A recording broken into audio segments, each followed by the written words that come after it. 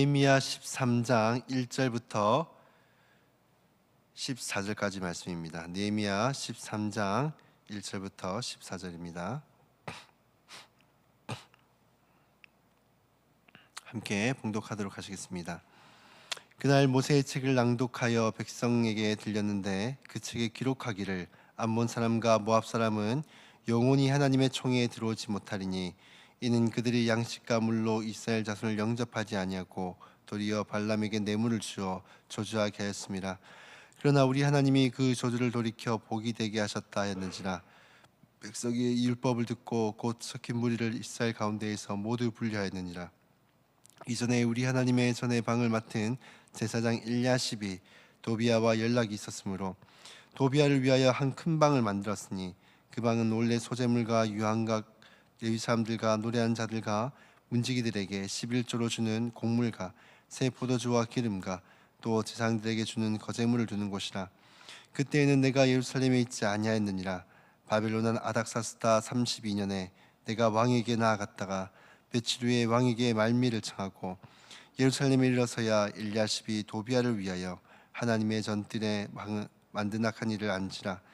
내가 심히 근심하여 도비아 세간을 그 방 밖으로 다 내어 던지고 명령하여 그 방을 정결하게 하고 하나님의 전에 그릇과 소재물과 유황을 다시 그리로 들여 놓았느니라. 내가 또 알아본즉 레위 사람들이 밭을 몫을 주지 아니하였으므로 그 직무를 행하는 레위 사람들과 노래하는 자들이 각각 자기 밭으로 도망하였기로 내가 모든 민장들을 꾸짖어 이르기를 하나님의 전이 어찌하여 버림바 되었느냐고 곧 레위 사람을 불러 모아 다시 제자리에 세웠더니 이에 온 유다가 곡식과 새 포도주와 기름을 11조에 가져다가 곳간에 드림으로 내가 제사장 셀레마와 서기관 사독과 레위 사람 부다야를 창고지기로 삼고 마따나의 손자 사쿠리 아들 하난을 복음으로 삼았나니 이는 그들이 충직한 자로 인정됨이라. 그 직분은 형제들에게 분배하는 일이 없느니라. 아멘. 오늘 새벽은 세 가지 개혁이란 제목으로 말씀을 나눠보고자 합니다. 개혁이라는 것은 이것이 단회적으로 끝나는 것이 아니라 우리의 삶 가운데 계속해서 반복적으로 끊임없이 더 나은 방향을 향해서 나아가는 것을 바로 개혁이라고 합니다. 우리가 속해 있는 이 장로교회와 또 개혁교회는 이 개혁주의라는 신앙 노선을 우리가 따릅니다. 개혁주의라는 것은 하나님의 말씀의 그 가르침을 통해 끊임없이 우리의 삶을 돌아보고 또 우리의 삶으로 하나님의 말씀을 살아내고자 하는 것을 바로 개혁주의라고 합니다. 성도들은 우리가 잘 알고 있듯이 완전한 존재가 아니죠. 또 그리고 다 성장한 사람들이 아닙니다. 성도는 완전하여지고 또 그리스도의 장성한 분량까지 힘써 자라가야 하는 사람들이 바로 성도입니다. 그런데 간혹 보면 예수님을 믿고 나서 이 성장이 멈춘 것 같은 사람들을 볼 때가 있습니다. 1년 전이나 1년 후나 그리스도인으로서 어떠한 성장도 발견할 수 없는 사람들이 있는 것이죠. 우린 하나님의 말씀을 통해 끊임없이 변화와 성장을 추구하지 않으면 우리의 신앙은 늘 제자리 걸음을 할 수밖에 없습니다. 그렇다면 성장과 변화를 위한 이 개혁을 위해서 어떠한 것들이 필요할까요? 바로 성장에 불필요한 이러한 가지를 쳐내는 것이 필요합니다. 가시를 맺는 나무들은 가지치기라는 것을 합니다. 불필요한 가지가 많게 되면 양분이 분산이 되기 때문에 가시를 맺히기 어려울 뿐만 아니라 크기나 맛이 떨어지게 됩니다. 우리 신앙생활도 마찬가지입니다. 우리의 성장에 방해가 되는 가지를 제거해야지만 우리는 온전하게 또 건강하게 또 많은 열매를 맺으며 성장해 나갈 수가 있는 것입니다. 오늘 본문에도 세 가지의 개혁을 통해서 이스라엘의 성장에 불필요한 이런 가지들을 가지치게 하는 그런 것들을 보여줍니다. 우리 역시도 오늘 본문의 말씀을 통해 우리 안에 불필요한 가지를 제거하는 그러한 개혁이 우리의 삶 가운데 일어나기를 주님의 이름으로 축복합니다. 이스라엘 백성들이 행한 세 가지 개혁은 무엇이 있을까요? 첫 번째로는 바로 이방인들을 분리하는 것입니다. 1절 말씀에 보면 이렇게 말씀합니다. 그날 모세의 책을 낭독하여 백성에게 들렸는데 그 책에 기록하기를 암몬 사람과 모압 사람은 영원히 하나님의 총회에 들어가지 못하리니. 이 예루살렘 공동체 안에는 모압과 암몬과 같은 이방인들이 섞여 있었습니다. 이방인들이 섞여 살아가는 것이 과거에는 이것이 율법에 굉장히 금기시 되어져 있었고, 또한 이스라엘 백성들이 사는 땅 자체에 이방인들과 분리되어져 있었기 때문에 굳이 이들이 의도하지 않고서는 이방인들이 이스라엘 사이에 유입되는 일들이 있지 않았습니다. 그러나 포로로 끌려간 이스라엘 백성들은 어떻습니까? 이방인과 섞여서 살아갈 수밖에 없는 그런 환경이죠. 이 포로로 귀환한 사람들은 기본적으로 이방인과 섞여서 살아갔기 때문에 이방인들과 섞여 사는 것에 대해서 이것이 낯설거나 익숙치 않거나 그런 사람들이 아니라 오히려 섞여 살아가는 것들이 오히려 더 익숙한 것이 바로 포로 귀환한 사람들의 삶이었습니다. 그런데 문제는 본국으로 귀환하고 나서도 이방인들이 섞여 살고 있음에도 불구하고 이것이 어떤 문제를 초래하는지에서 이스라엘 백성들이 전혀 이것을 인지하지 못하고 있다는 것이죠. 그러다가 이제 모세의 책을 낭독함을 통해서 암몬 사람과 모압 사람이 영원히 하나님의 총회에 들어오지 못할 것이다라는 말씀을 듣게 된 것입니다. 하나님의 총회에 들어오지 못한다는 말은 그들이 하나님의 언약 백성 공동체 안에 속할 수가 없는 자들이라는 것입니다. 이 말의 뜻은 그들이 하나님의 백성이 될 수 없으므로 그들과는 분리가 되어져야 한다는 것이죠. 왜 분리가 되어져야 될까요? 그들이 하나님의 백성과 함께 살아서 그들이 하나님께로 이 룻처럼 하나님께 돌이키면은 참 좋겠지만 오히려 반대로 이스라엘 백성들의 신앙이 이방인들로 인하여 그들의 신앙이 매우 혼탁하여지고 이방인들처럼 다양한 신들을 섬기는 이런 종교적인 혼합주의에 그들이 빠질 수 있을 가능성이 굉장히 컸기 때문입니다. 실제로도 모세의 시대 때도 그렇고 이 솔로몬의 시대 때도 이방인을 자신의 그 아내로 맞이함을 통해 하나님과 우상들을 함께 섬기는 이런 종교의 혼합주의가 나타나기도 했습니다. 사랑하는 성도 여러분, 우리 역시도 이런 혼합주의를 매우 경계해야 됩니다. 하나님도 사랑하고 이 세상도 사랑하는 것이 바로 오늘날의 혼합주의입니다. 하나님은 우리가 사랑하는 수많은 대상 중에 하나가 되길 원하시는 것이 아니라 오직 유일한 그 한 분이 되기를 원하십니다. 흰색에 검정색을 섞어놓으면 어떻습니까? 회색이 되죠. 이 회색은 흰색도 아니고 검정색도 아닌 오중간한 정체성을 가진 것이 바로 회색입니다. 우리 역시도 하나님을 사랑하고 세상도 겸하여 사랑하면 우리는 하나님의 백성이라고 말하기도, 그렇다고 믿지 않는 세상 사람이라도 말하기도 어중간한 신앙의 정체성을 가진 그런 사람이 되어지고 맙니다. 사랑하는 성도 여러분, 우리 안에 하나님과 겸하여 살아가는 것이 있지 않은지를 한번 돌아보시고요, 그러한 것들이 있다면 그것들과 완전하게 분리시키시기를 바랍니다. 그래서 신앙의 성장에 걸림돌을 가라막고 있는 것들이 있다면 가감하게 기억함을 통해서 우리가 더 성장하고 더 변화되는 하나님의 삶이 될 수 있기를 주님의 이름으로 축복합니다. 두 번째로 이스라엘 백성들이 행한 그 개혁은 바로 성전의 방을 정결하게 하는 것이었습니다. 성전은 말 그대로 하나님만을 예배하고 하나님만을 높이기 위한 공간이 바로 성전입니다. 그러한 곳에 이 대제사장 엘리야십이 이방인인 도비아를 위한 성전 안의 방을 제공한 것입니다.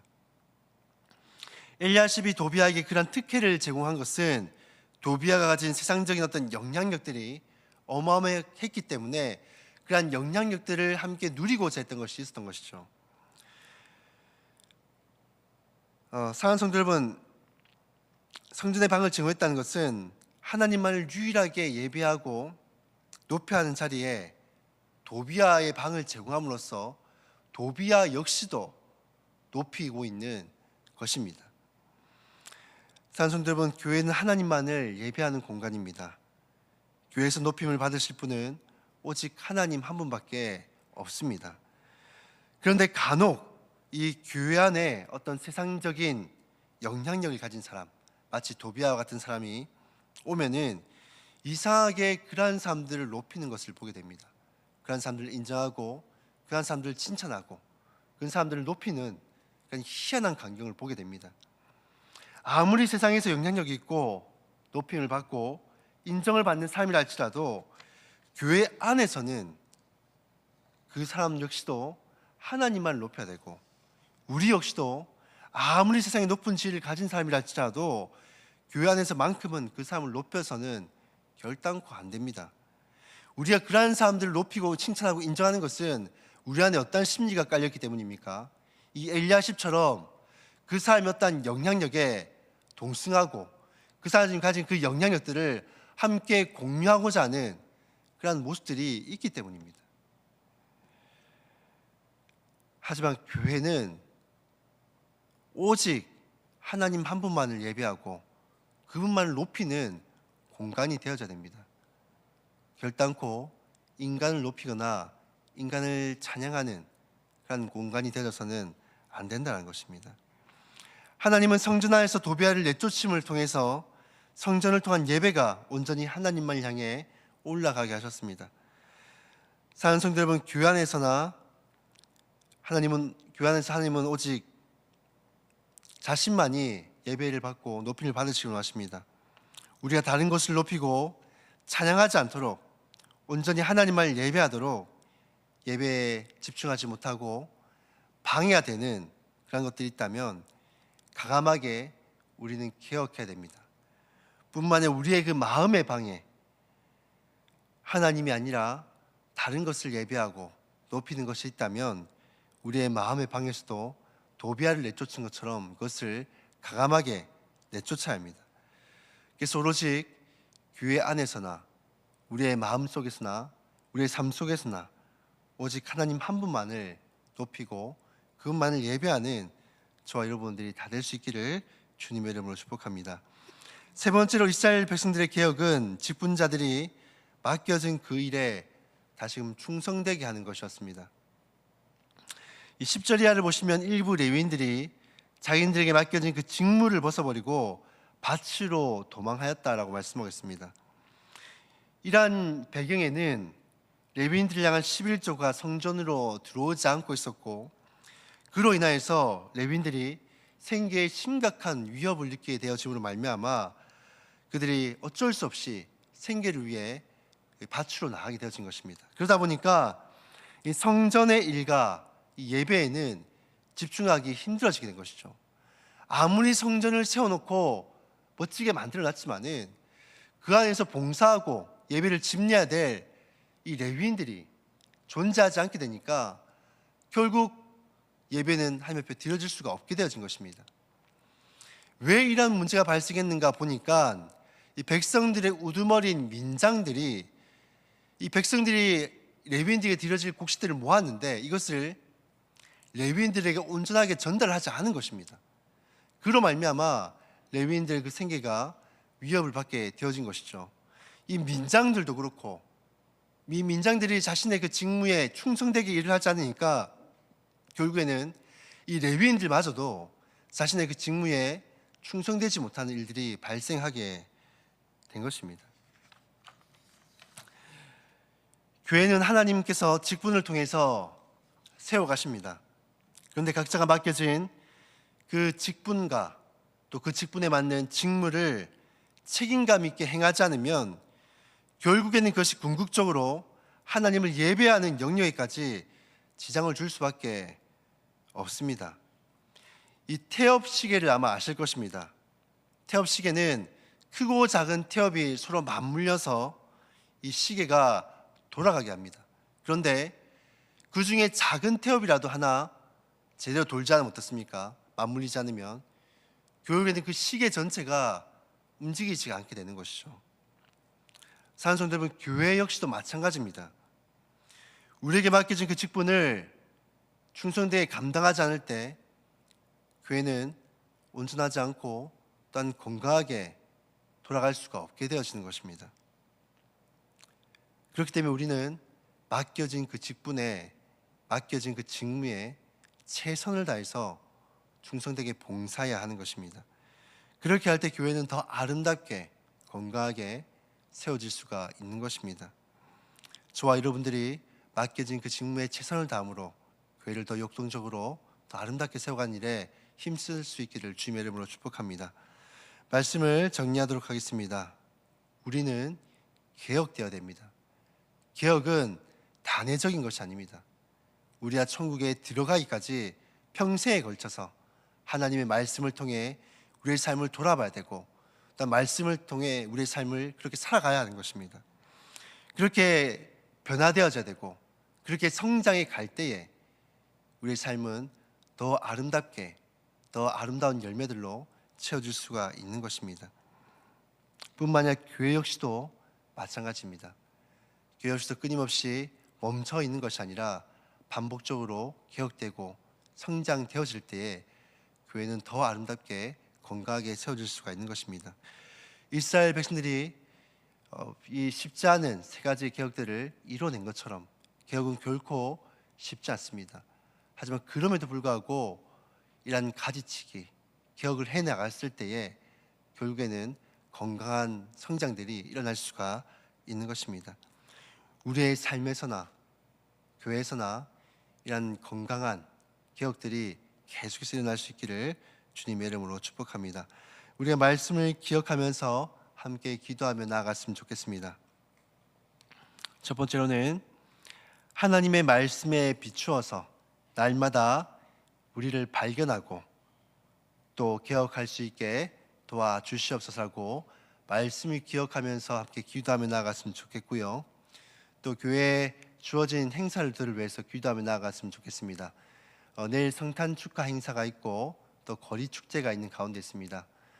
거리 축제를 나아가서 정말로 오늘날 메리 크리스마스라는 말을 들어본 지가 이게 얼마나 오래됐는지 모르겠습니다. 요즘 세상 사람들은 메리 크리스마스라는 말을 잘 쓰지 않습니다. 그냥 메리, 그냥 홀리데이라는 말을 쓰죠. 그들에게 있어서는 더 이상 25일이 성탄절이 아니라 그저 쉬는 휴식일, 쉬는 날, 또 그들이 어떤 가족들과 함께 어울리는 날, 그 정도 의미밖에 남지 않은 것입니다. 그런 시대에 우리가 나아가서 이 크리스마스의 그 의미들을 전하고 또 함께 즐거워하는 그 시간들을 가질 것인데, 이 거리 축제를 통해서 수많은 사람들에게 또 예수 그리스도의 탄생과 그분의 나심이 증거되어질 수 있도록 하나님 그렇게 한번 우리를 사용하여 주시옵소서. 기도하시고 또 오늘 주어진 기도 제목대로 함께 우리가 기도하시고 개인의 제목으로 자유롭게 기도하신 후에 돌아가도록 하시겠습니다. 기도하시겠습니다.